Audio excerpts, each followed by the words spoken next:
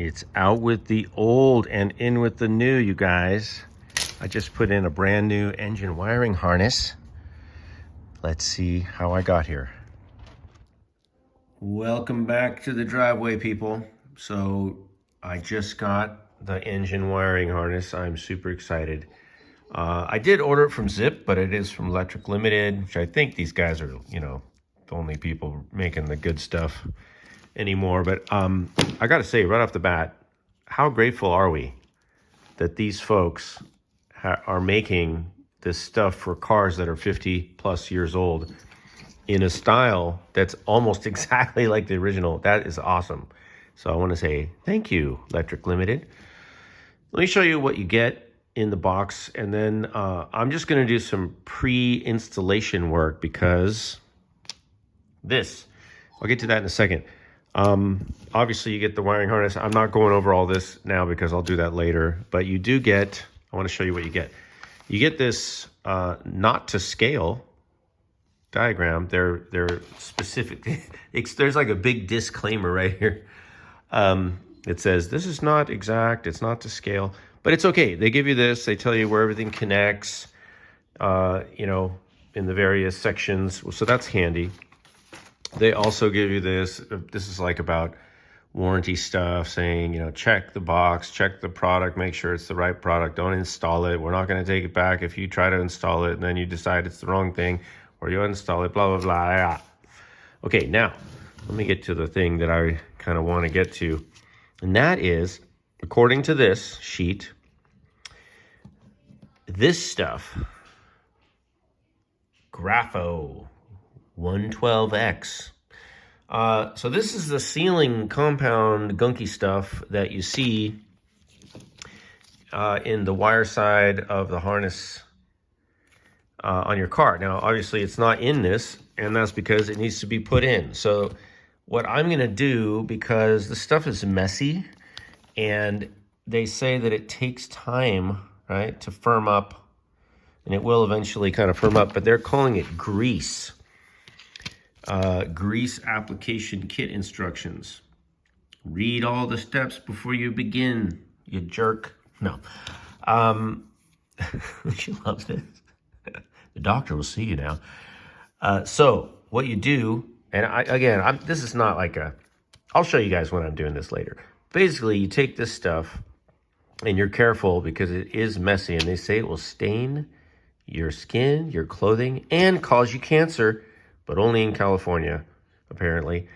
So what you do is you put it in the wire side, and you want to plug all these holes. And you can see in mine, there's actually 4 slots that are not even used, nothing in there.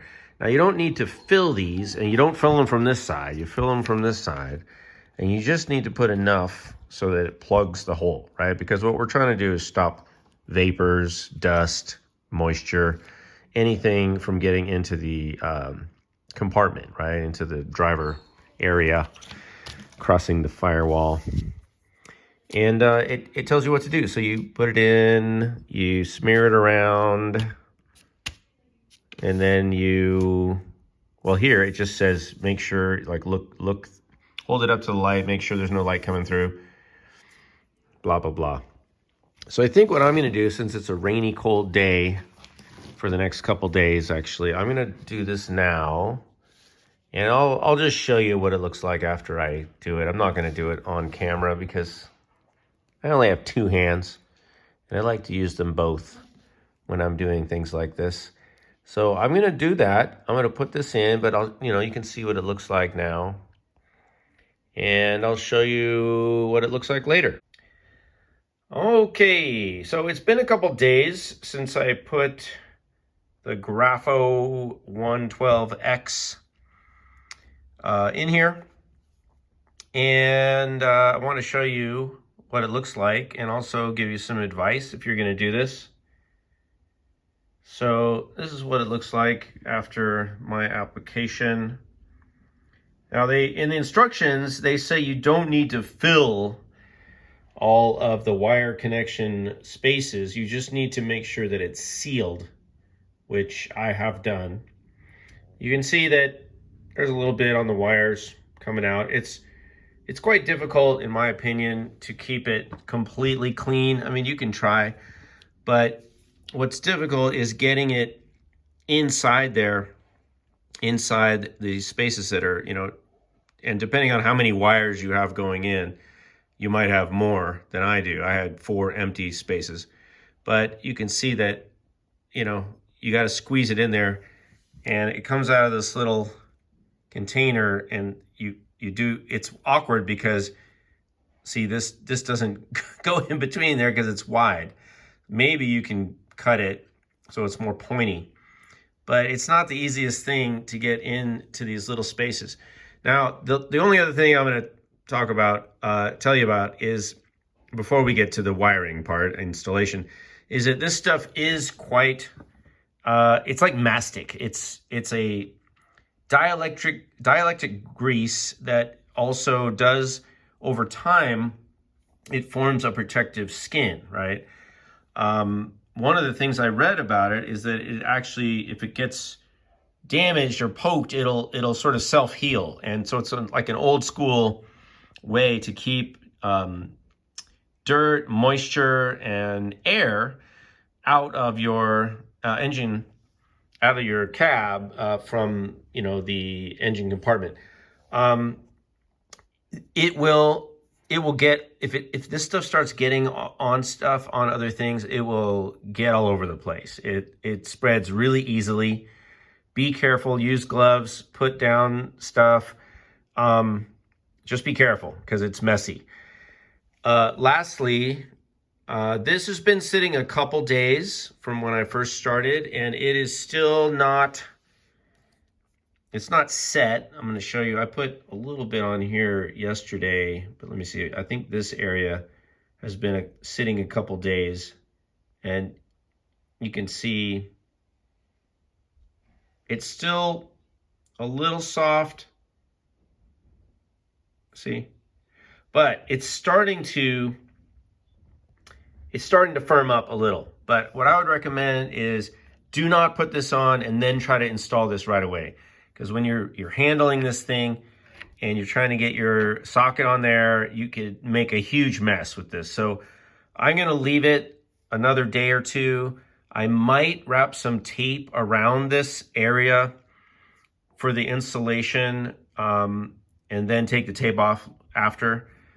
I'm going to see, but that's enough on this stuff. I know we want to get to actually installing the wires, but you could also just probably use some sealer, some silicone sealant.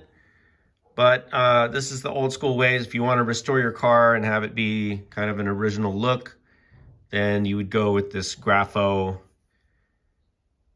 112X sealing compound, which incidentally, it says this is like the original. It's the same. They claim this is the same as the original. I could get very little information on this stuff about how long it takes to set up or dry or anything. That's why I'm mentioning it here, because there's really nothing online. If you have any info and you want to leave it, do it down in the comments. Let's move on with the installation. This is the light, the forward lights part of the harness. I'm outside and it's a beautiful day, so I'm going to try to get this light harness in today. It's over here because I want to get a little heat on it and let it get soften up a little bit, stretch out, relax, enjoy some time in the sun. I'm also hoping that this will dry this out a little just in the sun. I don't know. I don't really know how you firm up the dielectric grease that you put in here. Maybe I'll cool it and it'll firm up. Maybe I should do the opposite, but I'm just trying stuff. I'm trying to get that to dry out a little, so when I handle it, it'll go in and I don't make a mess. So right now, I'm gonna get down under the car, and I wanna finish cleaning this up because it is a little, sorry, it's hard to show. It's a little crusty. So I'm gonna wipe this off, clean it up, and then we will get these guys back together, and hopefully, just first thing is to get this part mated with the other part, and then get it back on the firewall so we can start running it. All right, before we mate the two harness halves together, and you can see where the front wiring, the light harness slides into this, right? Slides into that slot. I'm gonna put a little dielectric grease in all the mating surfaces, as well as a tiny bit along the back and along the edges. Now, I see some guys like filling up crevices with dielectric grease. Dielectric grease does not conduct electricity. It's used to lubricate and seal and help water and dust and stuff stay out of electrical connections. It's not meant to be coated all over your wiring. So please stop doing that if you're doing that. But you want to use a silicone base. Don't use any petroleum. Don't use Vaseline, because it's petroleum based and it will eat away at the rubber and it can cause problems. So use a dielectric grease. This is dielectric grease, but it's a different kind. But yeah, don't overdo it. So I'm going to coat this surface, and then I'm going to put this down there and see if we can get these back together. Okay, here's what I'm talking about. I put a little bit around there. I put a little tiny bit on those connectors, just enough to help them get coated, but we're not filling this whole thing up with grease, all right?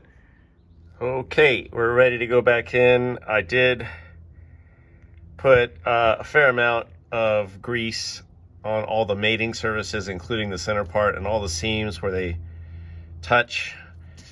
I clean these up with a little brush lightly with some alcohol, and I'm going to jam this back up there, and it has to go, it's hard to see, it has to go up there.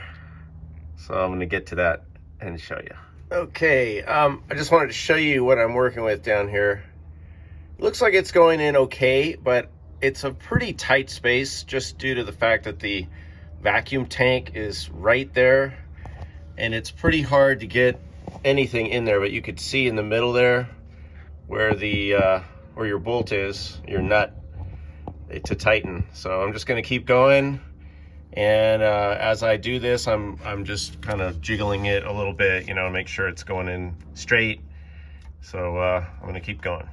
Okay, so it's in pretty tight.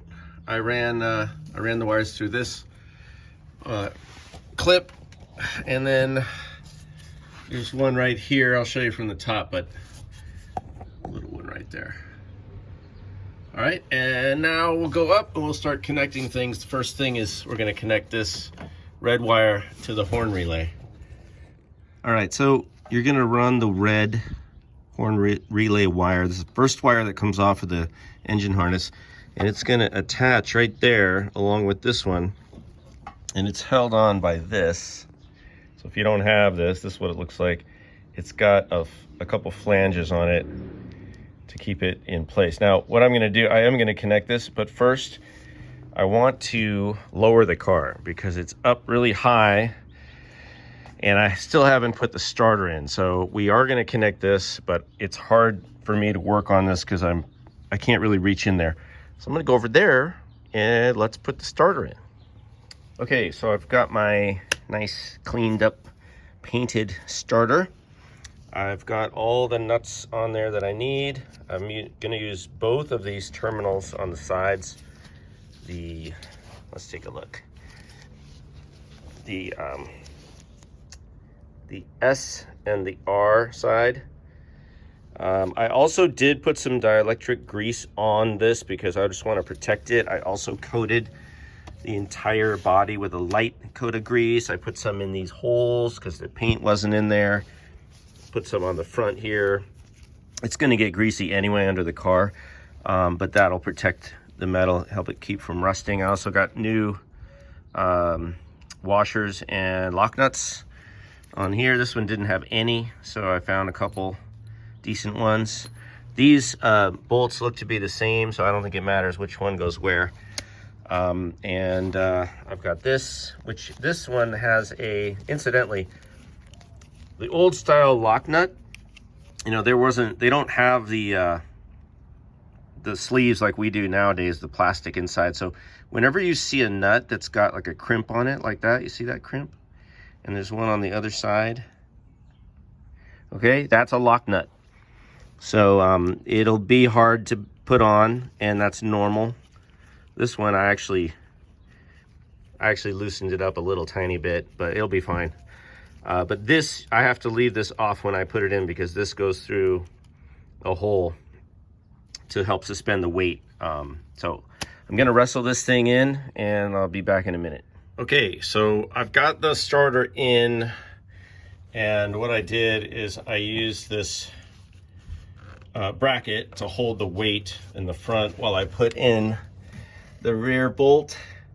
But now I want to loosely put in the second bolt here, and then I'm going to pop this bracket off, which is a 1/2 inch socket up there, so I can access these terminals, because it's really hard to do with this bracket here. All right, let me show you guys something, and that is the little screw that you use to attach the 2 wires to your horn relay. First of all, there's this kind of flanged retainer, right? This thing right on the right below the screw, and it's very hard to position that with fat fingers. So what I did is I took this magnet and I kind of stuck it on the back like that, and then I was able to position this piece and get it started. Then I slid both of these up underneath this. See, there's 2 of them in there. And now I can tighten it. So that's what I did. I think it worked. I mean, if you do it differently, that's fine, but that's what I had to do. Now that the horn relay is connected, we can focus on the remainder of the harness. Now, I did run it up close to the firewall, or actually when I dropped the connector down, I dropped the connector down from here because this is kind of gnarly. However, I just noticed that I missed the, I believe this is coming from the transmission, so this is probably the speedo. Yeah, because, oh no, I'm sorry, this is the tack. Oh, the tack I got right, so I put it on the firewall side of the tack cable, but the transmission from the speedo cable from the transmission was and is on the inside of the harness, the wiring. So I have to, fortunately it's not connected, so I can pull this up, and I'm just going to move the wiring harness through so that it's as close to the firewall as possible. Because see, here's the issue. The speedo cable, if it's there and then this crosses over, now the speedo cable is going to be jammed in between the wiring harness and the firewall. So then if I need to do anything like replace the speedo cable or access it, that's going to be a little bit of an issue. So first thing, the point of this section is get the wiring harness all the way up in, you know, get it run where you need to get it run before you start connecting anything, even, you know, as you plan to run it down and connect it to the main connector. Now, also, I loosened up, took the bolt out of the wiper motor. So now this is pretty loose. So my plan right now is to move this through and then get this ran in back. Okay, so the first little cluster of wires coming out, which is this. We've got the TCS relay located on the firewall. That is this guy, and it goes up underneath this little dude back here. And then there's a ground wire. Put that on there. And then we've got 2 connectors, a double one and a single one. This one goes under here, and then the single one goes on the other side, like under here. Okay, that's all connected. I also did a little bit of a wrap on the lower part of the wires, just because they tend to get a little dirty down there. This tightens everything up a little bit. I am putting a little bit of dielectric grease on the connectors as I put them in, just to protect everything. I'm not going to show that, but I'm doing it. Okay, the next thing in this sequence, we're going to deal with the second bunch of wires that come out, and those are now right over there on the passenger side of the wiper motor. First thing is this transmission control spark switch on the transmission. So that's this little black cap, and I have a certain style. You got to make sure you have the wiring that matches your car year style of connector for the sensor. Mine is like a pin. So this is going to run down. I'm not going to show it right now, but it runs down there on the transmission. Pop that on. Next, we've got the windshield wiper motor ground, which is the black wire here, and this just pops on right there. And then we've got the power for the wiper motor, which is this one, and this goes on this way, bam bam bam, right under there. And then we've got a blue washer motor. The blue washer motor wire goes in the top. I'm not going to attach these right now because I want to put the dielectric grease in there. And then the yellow one comes up from the bottom and goes in there. And that takes care of all those. And then we've got the power to the wiper motor, which is here. The red and white wire that connects to the wiper motor plug goes right in there. And then we've got on this car, I'm using points, and yes, I am running points. So we've got the yellow wire with a ground, it looks like, and that's going to go right on your coil right there on this side, on the positive side. Are we positive? I think we are. So that's going to go there. And then we've got this the switch for this guy, which is your wiper motor limit. That's going to plug in. Obviously, it's the only thing that looks like that. So you plug those connectors together. And then we've got a couple things on this car that are for the old blower, for the heater blower, which I'm not using. So the next thing will be down by the starter. Okay, so I'm back. I had to look a couple things up because my engine is not stock and I don't have the original heater. So here's a couple things I will not be using. One is the TCS switch in passenger side cylinder head harness connection. So I don't have that, but that's this. Not going to use that.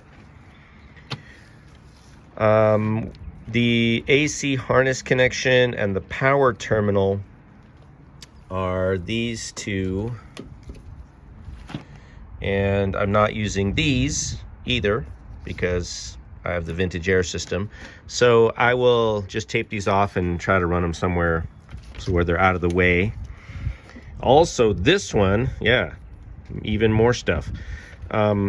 This is the TCS solenoid intake manifold, solenoid wiring. I don't have that either. So that's another big ass wire I'm gonna have to just tuck away somewhere. I hate to chop it up, but I don't know. I'll figure out something to do with it. So now we're down to this last bit here. We've got 4 wires that we're dealing with, pretty straight ahead. We've got power to the starter, and then we've got the purple S terminal side, the yellow R terminal side, and then we've got a black, which is going to go in a slightly different position than my wiring that I took off was. This will go under one of the starter bolts, large ones, not the tiny one on the starter solenoid like it was when I took it apart. So this is the last thing. I'm going to go down there and try to hook some of these up. I'll show you when that is over. There are the wires connected. It's kind of a hard angle to show you. Not crazy about the lengths of the wires. It looks like the purple wire needs to be longer. I don't know why it's like that. Maybe I did something wrong, but it looks a little jammed up, but it's okay. The last 2 things I need to do are hook up the ground that came on the wiring harness, and that's going to go right here. And then I'm going to reinstall this plate, right? And the ground that I have hooked up here I have put this new one, a nice new good ground. That's going to go on the end of that when it goes through the plate. So that'll go on the other side of the plate right there. And that hooks up there. I'll show you when it's all done. All right, we are good to go. Look at that. Nice. And this whole shield, I worked on that, kind of straightened it out. Really nice ground, mounted to the engine mount and heat shielded. The other one was melting. And I'm excited because I was gonna run the ground to the starter down here, and I was concerned that it was gonna be right over the exhaust, and then I realized I could run it behind the starter and it just comes down that little gap. It's fine, it's got plenty of play in it, and it's just right here, protected away from the heat. So I am very happy with the way this turned out. I'll show you again. Everything is groovy. All right, so let's go back up for a little recap. All right, success. Now, again, on my car, I'm not using the transmission spark, whatever, even though I did just order a new sensor. I'm not gonna use the system. Some people said it's not really worth using. So I do have this one extra piece of wiring. The other one's tucked down over there somewhere, but everything else, not too bad. If there was any recommendations, I would say just, follow what I did with the dielectric grease that goes into the harness connector, and then wait a few days. If you're in a rush, just be careful, because that stuff is messy and you can't really do it after you install it. I mean, I suppose you could, but it'd be really tight and messy and you're going to get it everywhere. Put it on a table, do that ahead of time.